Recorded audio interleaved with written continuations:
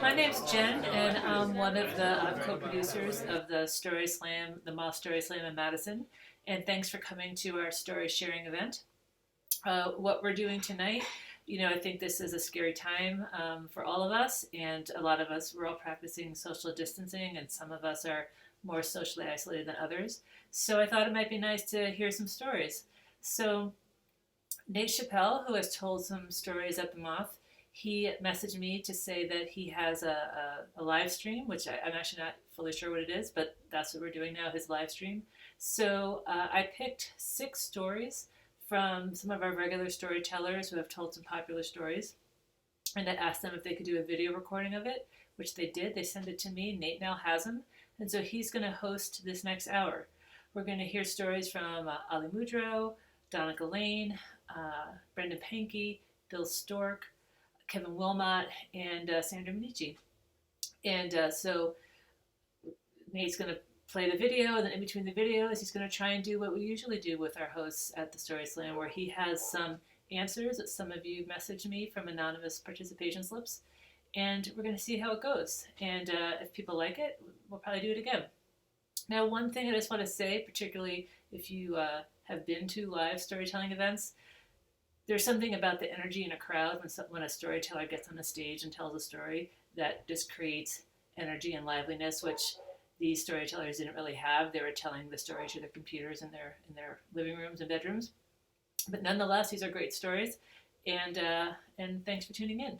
And I'm going to turn it over to Nate now. Thanks, and everyone, please stay healthy. I hope everyone's finding ways to find some joy in their life right now. Thanks a lot. Hello everyone, and welcome to the Moth Story Sharing. First time I'm doing it live on the internet. I'm pretty excited about that. I'm glad to be here talking to you. I'm glad to be talking to anyone, really. Thanks for that, Jen. Yes, I'm Nate Chappell. A little bit about me. I work from home. I think a lot of us can say that. Now I live on the east side of Madison with my wife Viv and my daughter Wesley and my cat Buddy. I work in video production. The last couple of weeks I felt like I've been falling. I'll try anything once, twice if I like it. No, yeah, I've been a little panicked about this, thing, the whole thing. The quarantine hasn't affected me all that much. I work from home normally. And when I'm not working, I'm watching my daughter here, so not that much has changed. In fact, my quarantine has gotten a little crowded because my wife's here now. So that could be something. And Wes is really good, my daughter is really good to hang out with in this time, because if it's not a squirrel, a stick, basically, yeah, if it's not a squirrel or a stick, she doesn't know what's going on. Or a puppy. If it's not a squirrel, a stick, or a puppy, she's not really aware of it, which is nice, I don't have to think about it, but then I'll be scraping out the peanut butter from her high chair straps and think, is this really important? But it is. It is really important that we just keep living, that's part of life, even the scraping the peanut butter out of the thing. And something that keeps us alive and connected is telling stories, which is why I'm glad that you guys are here with me tonight. So let's hear some stories. Okay? What do you say? Now, usually, this is where I would be telling you to make a lot of noise, and we'd be practicing doing that. So we're going to do that anyway. Even though you're at your house, I don't care what your neighbors think. I'm going to need you to make some noise when we introduce our storytellers. Okay? So let's practice it now. Coming up next, we have the very talented and handsome Nate Chappell. I can't even hear you. I can't hear you at all. But that's just how it's going to be, I think. So, that was good. That was a good energy. I want you to keep building on that, and get back to me. So, let's see. Let's see who our first storyteller is tonight, shall we? Yes, we shall. Let's see. Our first storyteller tonight comes to us all the way from her home. Please help me welcome Danica. So we've never been big on wearing pajamas in my family. And it's just my daughter and I. I'm a single mom. A few years ago, when she was 7 years old, we moved into a large apartment building, maybe 300 or 400 people, 4 floors. And I picked out this building because I thought it would offer us a sense of community. I thought we'd hang out, meet people in the common areas. Turns out that wasn't the case with this building. The culture was just that people did not say hi in the hallways or talk in the elevators or congregate in the common areas, which was disappointing to me as I raised my daughter there. So one night, fast asleep in this large apartment complex, I awake to the very disruptive sound of hearing the building-wide fire alarm going off. Even more disrupting than that was as the fire alarm started to go off, and this is registering in my sleepy brain, I hear the front door of our apartment opening. And I hear my daughter call back to me, "Mom, I'm scared, I'm getting out." I grab my glasses, I wrap a blanket around me, and I leap out of bed to run after her. And I see the door swinging closed and her running down the hallway full tilt, totally naked, like Gollum in the Olympics. And so much is going through my mind at this point. Like, mainly I'm thinking about, I cannot let my naked child get out of the building without me, without a parent. But there's no stopping her. She is like off down the hallway. And the fire alarm is blaring. The fire doors have slammed shut in the hallways, and the lights are blinking. And again, it's 3 a.m. So I grab another blanket for her and I take off after her. I catch up to her in the stairwell, and there's people filing past us, and I wrap her in this thin fleece Hello Kitty blanket, and I am clutching a blanket wrapped around me, and we make it outside in our blankets and nothing else. We get outside to the courtyard area, and we see all of our neighbors, and somehow everyone else has managed to put on shoes and coats, and we are just there in our blankets and bare feet. And I should mention that it is November in Wisconsin. So I'm holding my daughter close to me, and our blankets are wrapped around us, and we're already beginning to shiver. And of course, I look over and remember that her teacher, her elementary school teacher, also lives in our apartment building. And so I say, "Hola, maestra," and my daughter just cringes into me and she's like, "Mom, you're embarrassing me." But it doesn't take long before a man comes over and takes off his winter coat and wraps it around my daughter. And then a woman comes up to me and has taken the wool socks off her feet and gives them to me so I can have something warm over my feet. The fire trucks are there, firefighters are going into the building, everyone is locked outside as we wait to find out where the source of the fire is.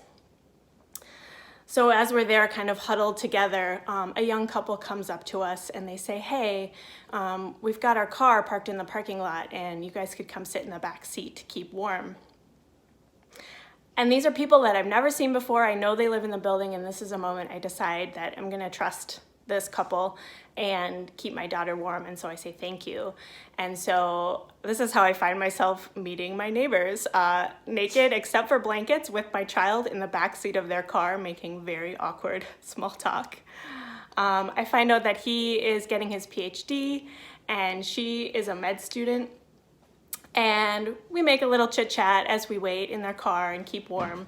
And I feel the need to explain why we are so ill-prepared for this situation. So I kind of try to explain that, my daughter ran out quickly. I just had to grab a blanket and get out.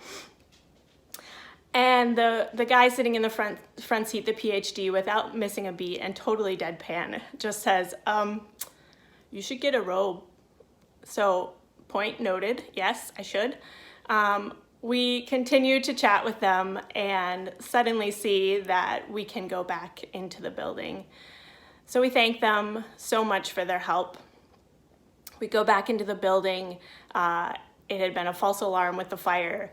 My daughter and I curl up in my bed together, and she says, "Mom, that was really scary." And I tell her, yeah, that was super startling. Like, we are going to be more prepared next time. We're going to lay out our shoes. We're maybe going to start wearing pajamas.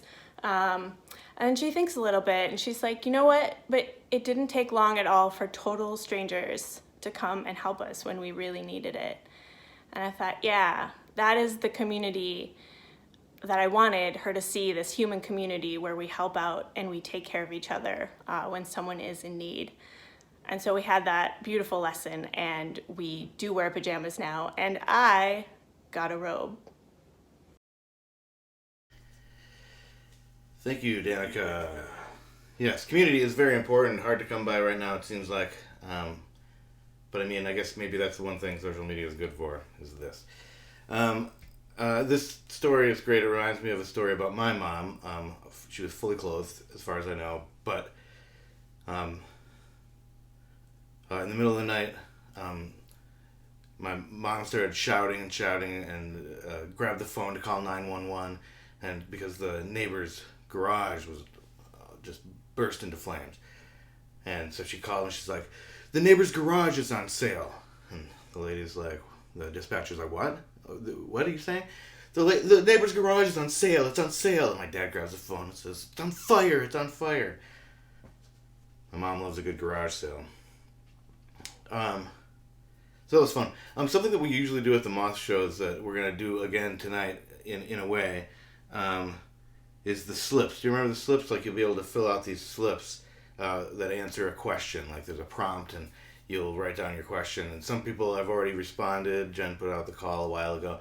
But if you haven't responded yet and you want to, you can tweet it at me, at WolfOutTV. It's like Wolf Out TV. And then I'll try to read them. Here's the prompt. Here's the question, okay? The question is, tell us about a time... It's not really a question. It's a statement. It's a command. Tell us about a time you found a newfound closeness to someone or something during this time of social distancing. Okay, so I'm going to read a couple of them, okay? I found newfound closeness to my stretch pants. Absolutely. I dressed up for you guys up here, but not down there. Very stretchy, very comfy. I can't believe I ever lived without Zoom. Didn't even know about it, and now I'm doing everything on it. Some work. Happy hour. 9-way conversations with my extended family.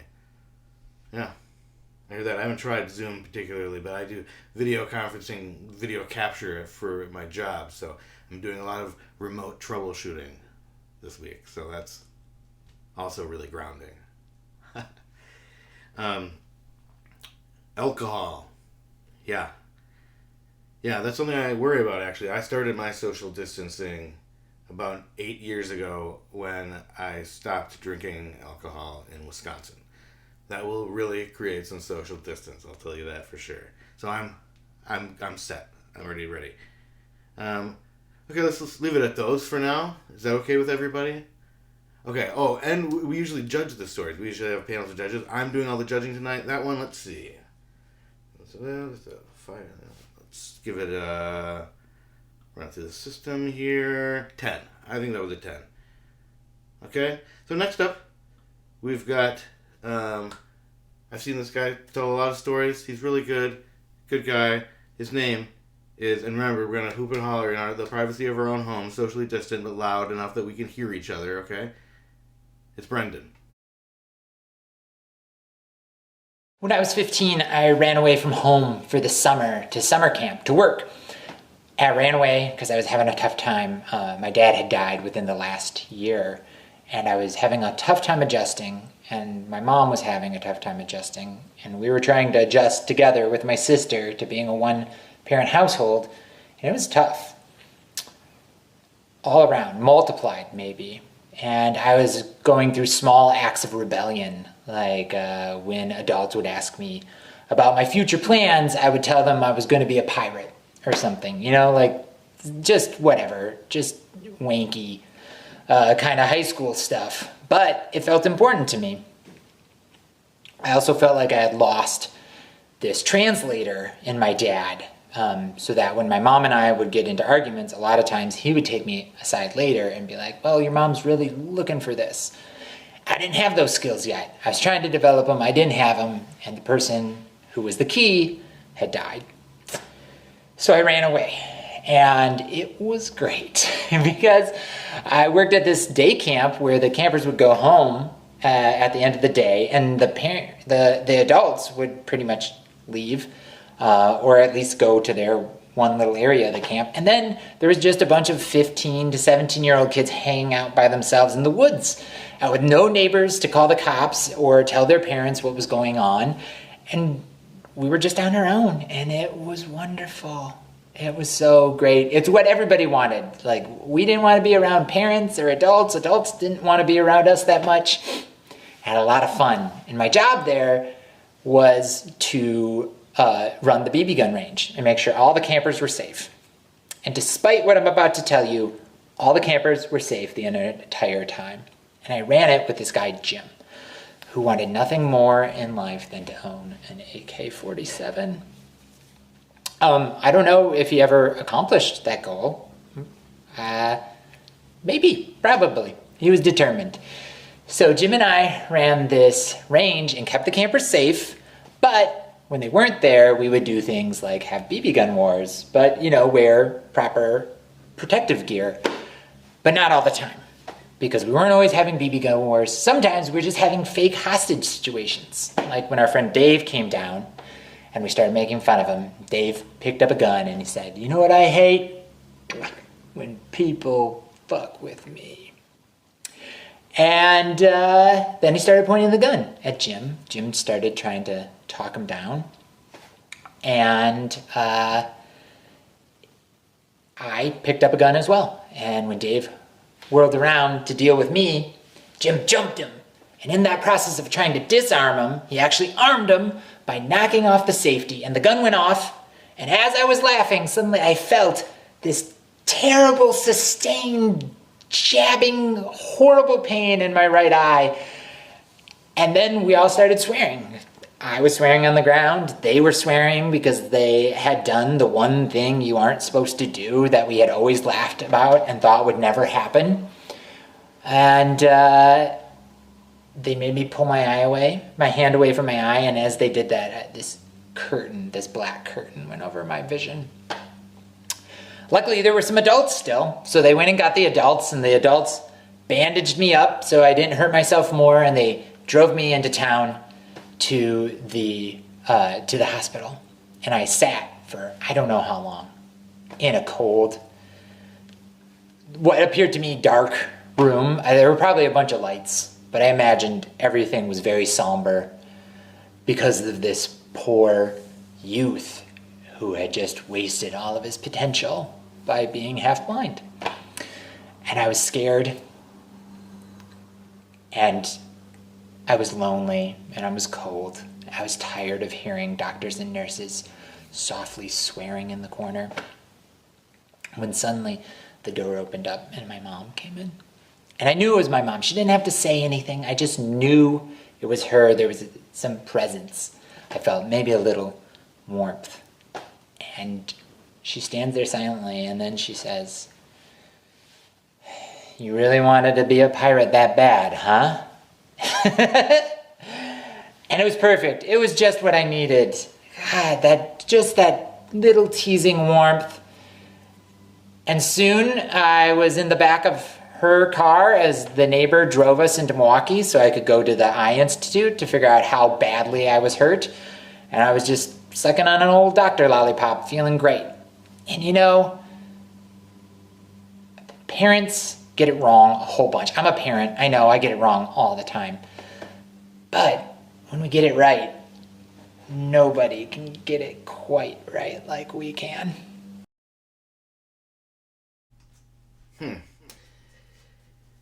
Thank you, Brendon. I really like that story. You had me right up until the end when you were like, parents aren't perfect. Because I mean, mine weren't. Yeah, but like, I don't know. So far, I'm pretty close. we ran the numbers on the number 10 dad. That's the hashtag I use on Instagram. I'm number 10. I mean, let's not get ahead of ourselves. Number 1's ridiculous. I mean, there's a lot of good dads out there, you know. So, but all right, thank you for that. Brendon, I went to camp also. I just got pantsed. So, all right, let's read a couple more slips here. Digital slips, I'll call them. What do you say? Is that all right if I call them that? You can't talk back. Okay, my gray hair. Oh, remember the prompt is tell us about a time you found a newfound closeness to someone or something during this time of social distancing. My gray hair, yeah. Not a lot of dying going on. My vibrator, yeah. There's a lot of alone time. You don't have to be distant with that. 6 feet does not apply in that regard. My favorite movies from the 90s. So many quality rom-coms to revisit. I agree. Favorite movies from the 90s. I wonder what... Titanic? Oh, that's a heck of a rom-com. What a romp. Okay, remember, you can send me more of these slips. I think we're going to need more, because I read too many, probably. I was living on the edge. At Wolfout TV. Yeah, just send them there. Okay, next up we've got this is sure to be a great story. Are you ready? Please make some inscrutable noises for Ali.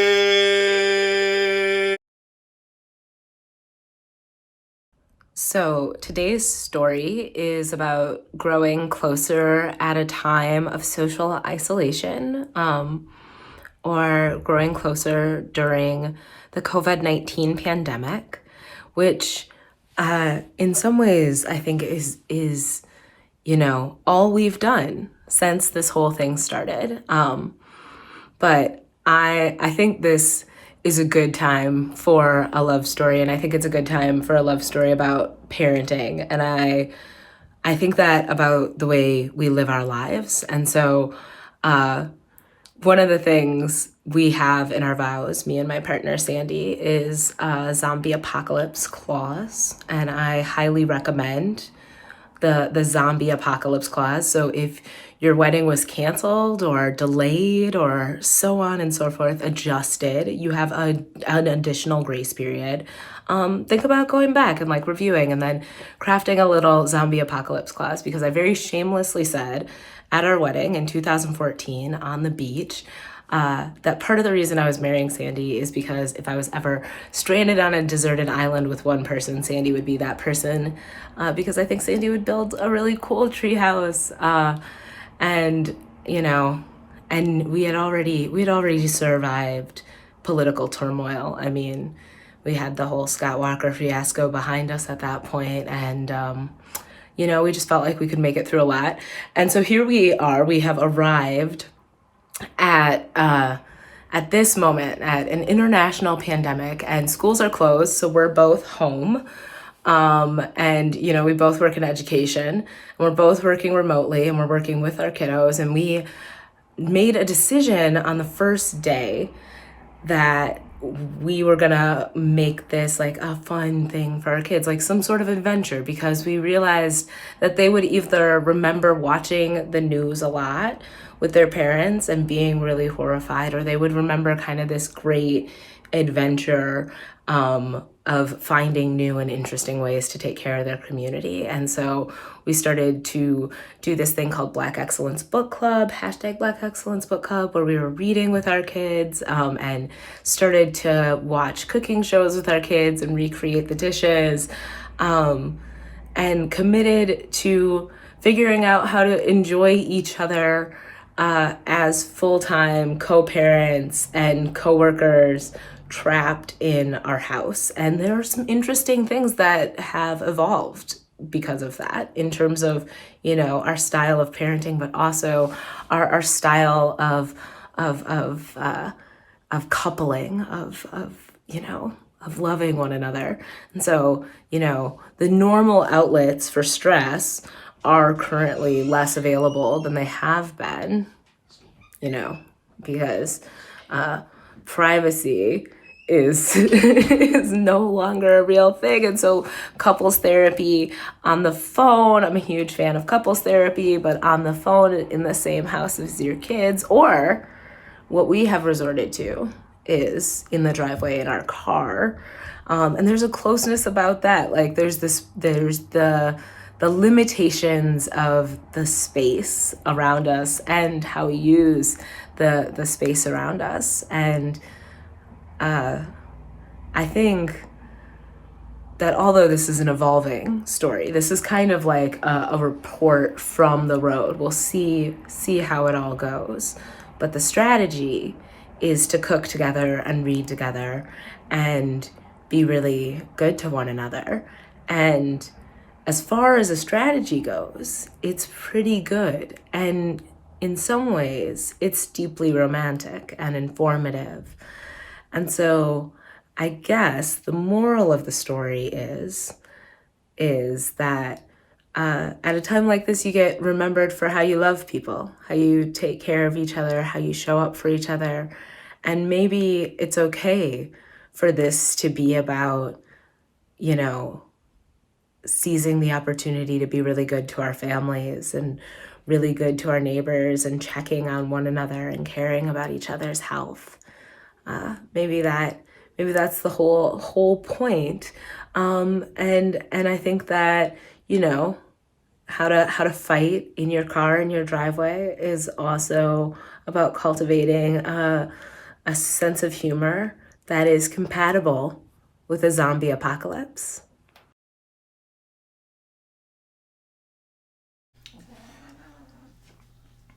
Yes, I think the zombie apocalypse, all the zombie stuff is really, already got me thinking ahead of who I want in my corner. But now I had this whole team assembled in my head of people I wanted to end up with when stuff went down, and now I'm socially distant from them. So, Viv was on there. Buddy was on there. This is Buddy. He's loving it. Loving every minute of it, because he's not a big social distance guy, and he's in the pack. All he wants ever is for all of us to be standing right around him, and we pretty much are. Right? Right, Bud? Okay. Did you have a story you wanted to tell? No. Okay, so our next storyteller, let's just get on to our next storyteller. I gotta feed this guy. Our next storyteller, we're gonna make some bird noises. Let's make some loud bird noises for Sandra. My mom died when I was in college, and up until that point, we played this dysfunctional game of hide and seek. She would hide in her sadness and sorrow and alcoholism, and I would try and find her. I thought the game was over, but what I realized was I couldn't find her. I couldn't find the picture of her.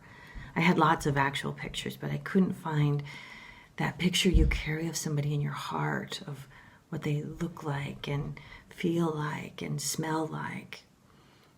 But it was worse than not being able to find it. It's just that it had been replaced with another picture of her in a hospital bed in pain and dying, and all I could smell was that bad hospital coffee and disinfectant smell. And as bad as that was during the day, just trying to get through, at night it became nightmarish, and I was terrified and empty, and I thought I was only ever going to be terrified and empty. So I just stopped sleeping. And I could cover this fairly well with my roommates because I was trying to finish the semester, get caught up. So my routine had become that I would make a pot of coffee around 11 o'clock at night and study. And so I went to go do that, and my coffee maker wasn't working. And so I bundled up, put on my coat and boots, and went out into the night to get a cup of coffee. And there was a Dunkin' Donuts up the street. So I go up, I walk into the Dunkin' Donuts, and I am completely blasted and overwhelmed with this smell of fresh made donuts. And it's like it triggered this memory, like a home movie. And I'm literally transported to this time when I'm 5 or 6, And my mother had taken me to this apple orchard, but it was an apple orchard that made donuts. So we're walking into this place and I can feel her hand in mine, and it smells of apple cider, and I'm fascinated by this conveyor belt making donuts, and they would come down on the conveyor belt and fry and come out. And I don't even realize that she's let go of my hand, and I'm staring at this contraption that is completely enthralling. And then all of a sudden, I hear her whisper in my ear in that delicate voice she had, "Hey, love, I have donuts." And so then I turned to look at her, and there she was. She was as young and beautiful as ever. And I'm totally wrapped in the scent of cider and donuts and mommy smell, that soft, powdery smell, kind of tinged with body odor because they're always worrying about you. And I'm looking into those beautiful brown eyes, and I have never felt so safe. And then, as quickly as it came, the memory just disappeared. And I'm standing in a Dunkin' Donuts crying. It's not an unusual occurrence, I guess, because the person behind the counter was totally unfazed. I order my coffee, I get 2 donuts. And as I walk out into the wintry night, I'm thinking to myself, I got this. I found her. I found the picture of her. And so I'm walking home and I crawl into bed. And right before I fall asleep, it hits me. The game changed. This time, she found me.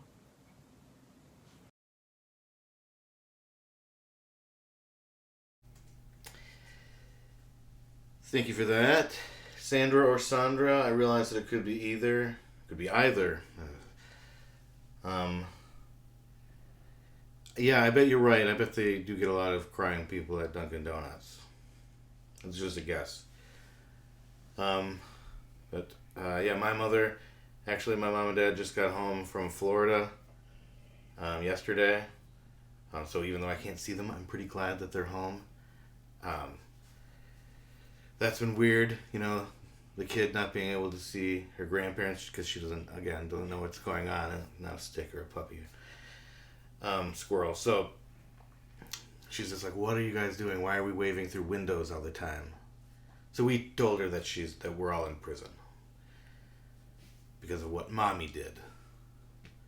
Not to each other. Okay, so we're gonna read a couple more slips here. This one to fit on a classic slip, I don't think. So you're taking advantage of the internet. It was terrible timing for young adults that have launched out into the world. Maybe at college, maybe living in a group house with friends to save on rent, or somewhere else. Many of them are back home living with parents, which isn't where they want to be. But for us parents, it is a tiny silver lining that we get to live together with our young adult children one more time. Oh, that's nice. I actually didn't see that ending coming. I thought it was just going to be sad. But that was kind of like nostalgic sad. Yeah, maybe I should move in with my parents. Maybe this is the time for that. Maybe not. My friends, everybody is checking up on everyone and finding ways to stay engaged. Watching the same movie together and meeting over Zoom to talk about it. Zoom. I really wish I had invested some money in Zoom, I'll say that. Okay. Let's see, next up, let's get another story. Let's just go to another story, okay? Okay, we've got all these storytellers, we might as well use them, right? Right. That's right. That's right, Nate. Here we go. Let's make some... Can you make some, hand fart noises and some... for Bill! Hello, my name is Bill Stork, and this is one of my stories about second impressions. It was a Friday evening, about an hour after we had closed. The lights were off, The doors were locked, and my hand was on the handle getting ready to leave. I was talking to my technicians about their weekend plans when a rattle-trap F-150 lumbered into our parking lot. On the far side, I could see the driver's door fling open, and he half fell into the parking lot. Like a sailor on leave, he listed in the general direction of our door. In his wake was a 2-year-old chocolate lab hobbling on 3 legs. He took the lit cigarette from his lips, threw it on our patio, pressed his face against the window, and with both fists slammed on the door. "There's something wrong with my dog." Now, at times like these, my benevolence takes leave. My first idea was to invite the dog in the clinic and throw him in the front of the next dump truck that drove past. So I took a walk around the building, and my technicians let him in. They took his information and did a TPR. By now, having collected myself, I knelt and fed the dog a few treats, did a physical exam and palpated his knee. We took x-rays to confirm my suspicion he had torn his ACL. Went back to the exam room to find Dan sound asleep sitting on the bench. The room smelled like a Chicago blues bar in 1980. I explained that Buck had torn his ACL, his anterior cruciate ligament. There was a surgery. He could get back to hunting, but it would cost in the vicinity of $3,500. His response, or lack thereof, suggested that that was not exactly in his Marlboro and Miller Lite budget. So I gave him a bottle of anti-inflammatories and strict instructions to rest the dog, no running. They disappeared into the night out the front door in a cloud of cigarette smoke. We were confident that we would never see him again. Much to our surprise, Monday morning, the same pickup truck rolled into the parking lot. The door flung open and he marched to the counter and laid 4,000 cash dollars down and asked, "Where do we start?" Well, we caught Buck up on his vaccines. We did our pre-anesthetic blood work and arranged the surgery. Sure enough, in 6 months, Buck was back in the field, flushing and retrieving, hunting full throttle. For the next 6 years, Dan was one of our favorite clients. He followed our every recommendation to the word. Buck was the sweetest dog you'd ever want to meet. Imagine my heart sunk one day when I was scanning the schedule to see Dan and Buck, ADR. ADR is a medical acronym for Ain't Doing Right. When they arrived, Buck's head was hanging low, he was struggling for breath, and his abdomen was distended. I palpated him and took him back to radiology to confirm my suspicion. He had a tumor the size of a soccer ball in his liver. It had spread to his spleen and his lungs. I showed the x-rays to Dan and explained that he had cancer. It had spread, and this time there was no surgery. He asked if I would come to the farm to put him to sleep, and I said, "Dan, after all you have done for this dog and of all you guys have taught me, I'll be there anytime, anywhere." It was mid-October, and the hoarfrost diffracted the sunrise into magenta and gold. The sun threw a spire into the sky. Horses and cattle grazing on the pasture looked like a diorama. Dan sat on a wooden chair leaned up against a tobacco shed in the shadow of the twin spires of East and West Koshkonong Lutheran Church. He made no attempt to catch the tears that found the cracks in his face and lit on his jacket. Across his lap was his shotgun, and laying on his feet was his only family. I announced my presence by shuffling through the leaves, and neither one of them stirred. I knelt to pet Buck's ears, and he couldn't even lift his head. Dan and I helped him find a patch of grass and laid him on his side. I laid in front of him, cinched the tourniquet on his right leg, looked up at Dan, and I placed the needle in his vein. Dan shouldered his shotgun. I pushed the plunger, and Dan squeezed the trigger. By the time the salute echoed across the valley, Buck took his last 2 breaths. We rolled the old dog in Dan's Carhartt jacket and gently placed him in the back of my pickup truck to take him back to the clinic to be cremated. 2 grown men in coveralls hugging and bawling like babies. Like a one-man funeral procession, Dan stood next to the driveway. When I got to him, I paused to shake his hand one more time, and I said, Dan, there's one thing that I never knew. Where, in one weekend, did you come up with $4,000? He just shrugged. I sold my Harley.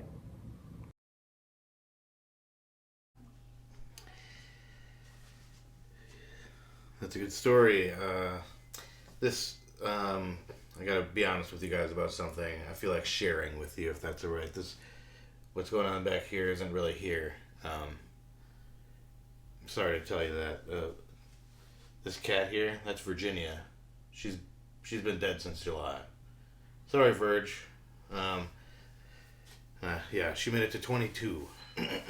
So, yes, I think any of us who have lost a pet can definitely identify with that. She made it to 22, and that means she was born in 97. Do you know what was the #1 movie?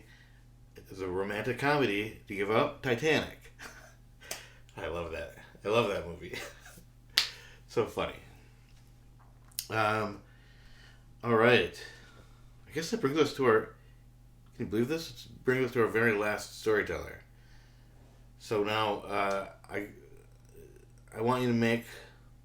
Hey, Noiser's choice, okay? Warbler's choice.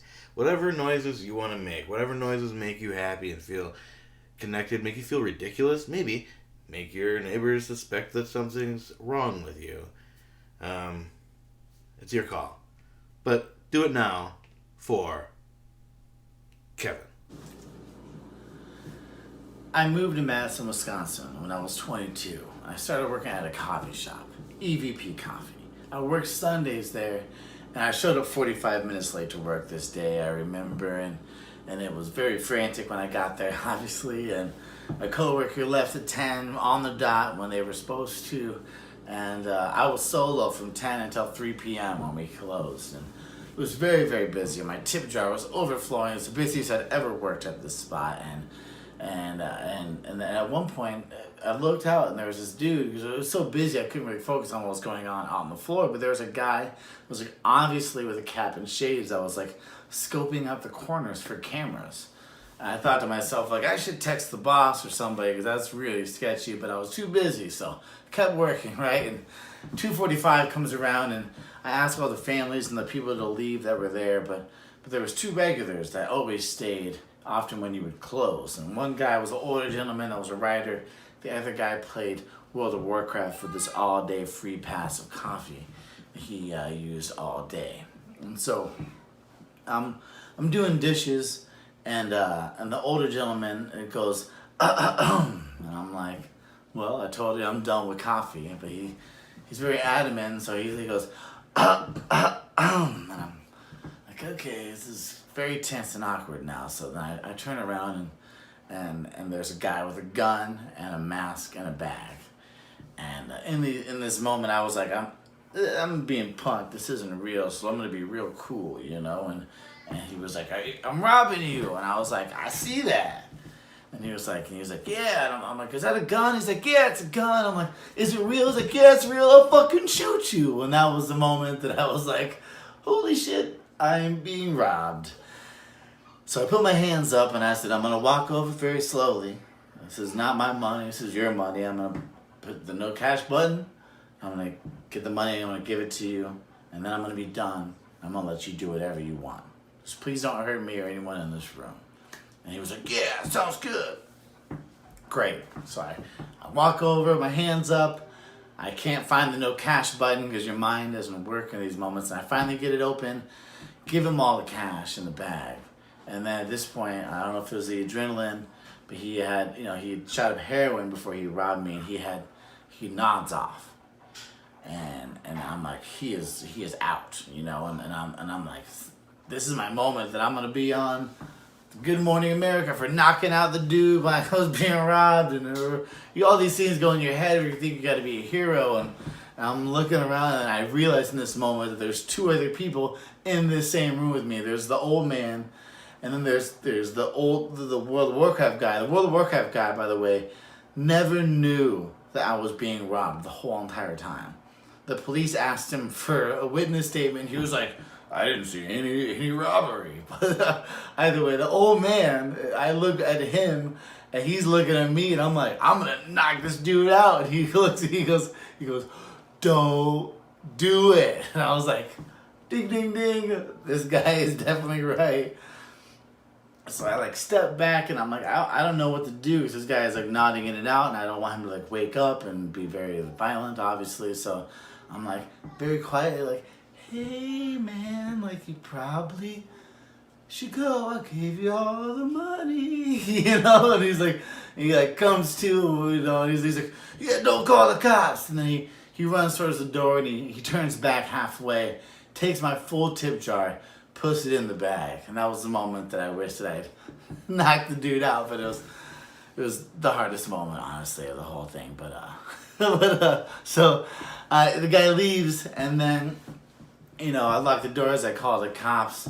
Fast forward to 6 months later, the prosecutor calls me because a fireman had been driving by, off-duty fireman, saw the guy leaving Midvale with a bag of money, followed him to the getaway car. They caught him. So the prosecutor is calling me 6 months later to ask me for my witness statement, or how I was affected with my daily life by being robbed at gunpoint. So I had a real talk with the prosecutor, and I was like, there was a very tall man, and I was like, and I could tell his race, because his mask, I could see his race, and that really did affect me, honestly. And there was the statement that the judge had to read, right? And so I said, do you know how many tall, skinny white guys there are in Madison, Wisconsin? My name is Kevin Wilmott II. I want to thank Jen Rubin, our producer, Nate Chappell, our host, all the listeners out there in the world. I hope you all like my story. That's my true story. See y'all next time. Hey, Kevin. All right, thank you, Kevin. Sorry, I couldn't keep up the charade anymore. Back to real life. That's why Zoom limits you to 40 minutes on the free membership, because nobody can hold it up that long. You gotta slip into something more comfortable. Well, let's bring this to the end here. This is Wes, by the way. Say hi. Okay. This is Wes. She's got a lot of stories to tell. She just can't tell them yet. And they're all about squirrels and sticks and puppies. So, hey, if you like this at all, maybe comment, message Jen or Alexandra, and we'll maybe try to do it again. And if you like me at all, go to thelastshowOnEarth.org. We do a show like every week. Maybe not right now, but we're doing shows. We've had like 180. That's 180 shows. That's a lot of time to pass. Here, you set that down. So why don't you do that if you want to? I want to thank Jen for having me on. I want to thank the Moth. I want to thank our storytellers tonight. We got who told stories? Oh, Danica, Brendon, Ali, Sandra, Bill, Stork, and Kevin. I want to thank those guys. I want to thank myself for hosting. The Last Show on Earth is the name of the show that I do. I thought, why not? Stick around if you feel like it and feel like watching a documentary about The Last Show on Earth. It's called The Last Documentary on Earth. Thanks for tuning in. Say bye. Can you say bye? She does not perform for free. I can tell you that right now.